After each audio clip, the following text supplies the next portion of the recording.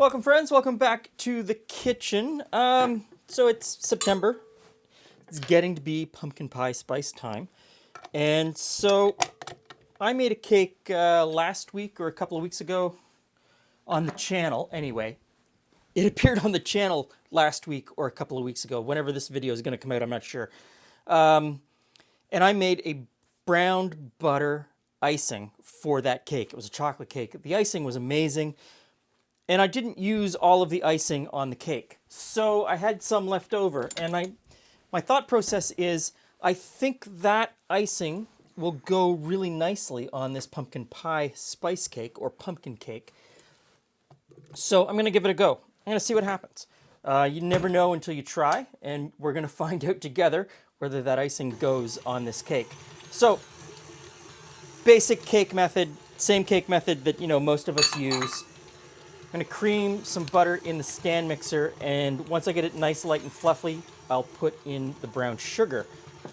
Let's move on to the dry ingredients. I've got flour here. To that, I'm going to add baking powder and baking soda. Salt. Pretty basic at this point. And then we get into what are considered pumpkin pie spices. And those spices are fairly loosely defined, but usually you're going to find these 5 in some combination. So I have dried ginger, dried cinnamon. This is clove. This is mace, allspice, and we'll grate in some nutmeg. And like I said, different spice mixes, if you're buying it at the grocery store, will often change those up a little bit. They'll leave 1 or 2 of them out.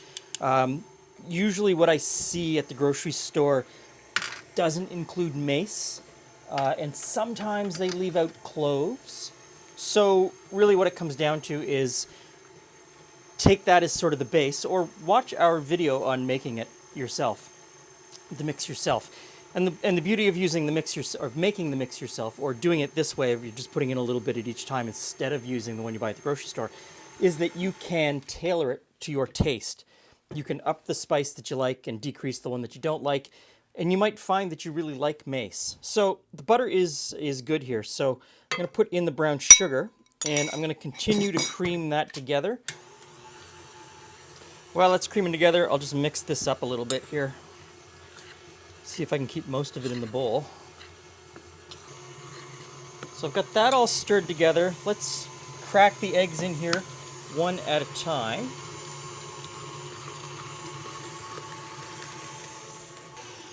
And I'll put in the last egg.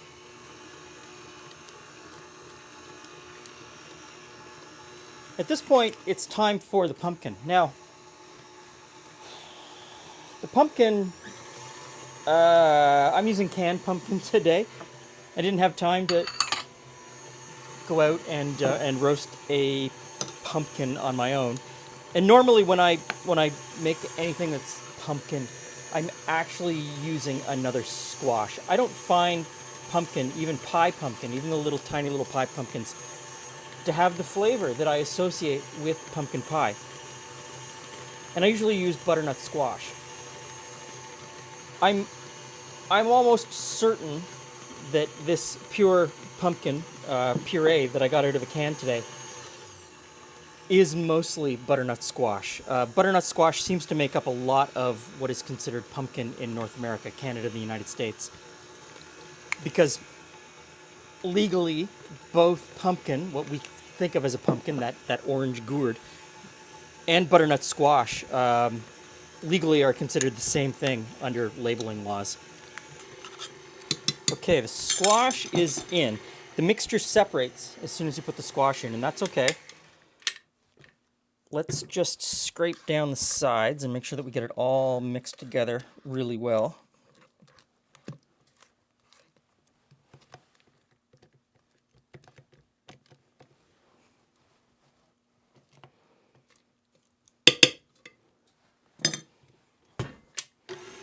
And at this point, we can start spooning in the flour.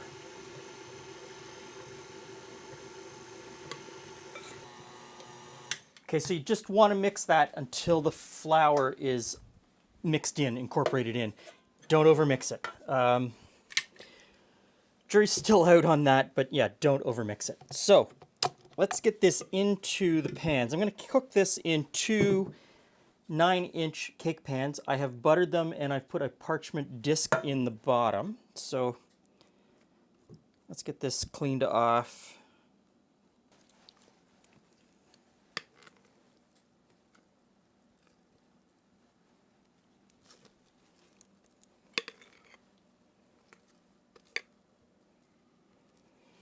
And of course, it goes without saying that you want to divide the batter equally between the two pans. How equally is equal to you? I mean, some people would put this on a scale and make sure, and if that's you, go right ahead. If you're someone who just eyeballs things like I do your best. Smooth out the top. The oven is preheated to 350 degrees Fahrenheit, and these will cook, I'm going to say, somewhere between 30 and 40 minutes in my oven. Your oven will be different, of course. So, into the oven they go.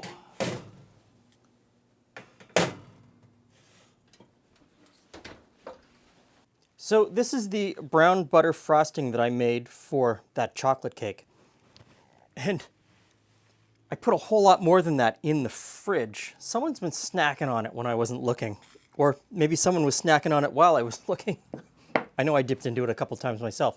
So I probably don't have enough to completely cover the cake, which is fine, because I actually kind of like a cake that's only partially iced. So I'm going to get this on in between the layers and on the top, and we'll get Julie in for a tasting when she gets home from work.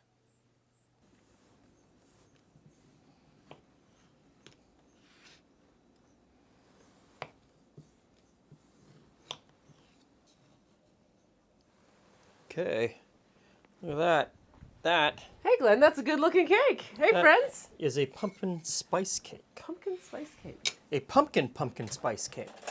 So it's not just pumpkin spice, but there's actually pumpkin in the pumpkin spice cake. And that's the brown butter icing. Ooh, I like the brown butter icing.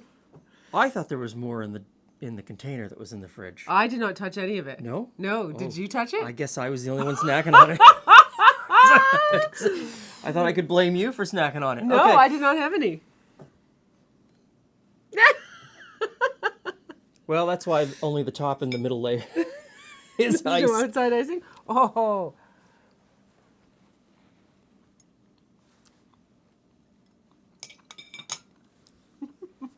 Moist, rich, pumpkin spice cake. I just giggled because, of course, that whole, it's fall and it's time for pumpkin spice flavored. You're like totally jumping in on that. Good for you. Well, get there early. I like that cake. That's a nice cake. It's got a nice, here I'm already going in. Going in for more. The pumpkin keeps it nice and moist. Nice and moist, yeah. It does. And then the spice adds that spice flavor that everybody associates with pumpkin. I like the brown butter icing on it. So if you're looking for the brown butter icing recipe, it will be in the description box down below with the cake. And I will try to remember to put a time-stamped link to the video where I actually make it. It's easy. It's super easy. Obviously, Julie likes the cake. So, thanks for stopping by. See you again soon.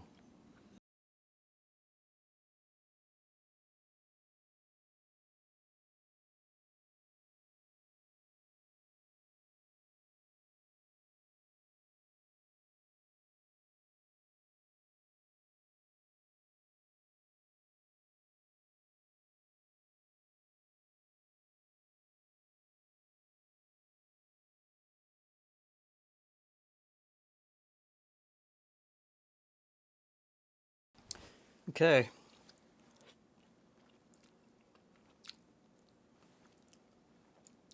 That's going to be good. That's going to be real good.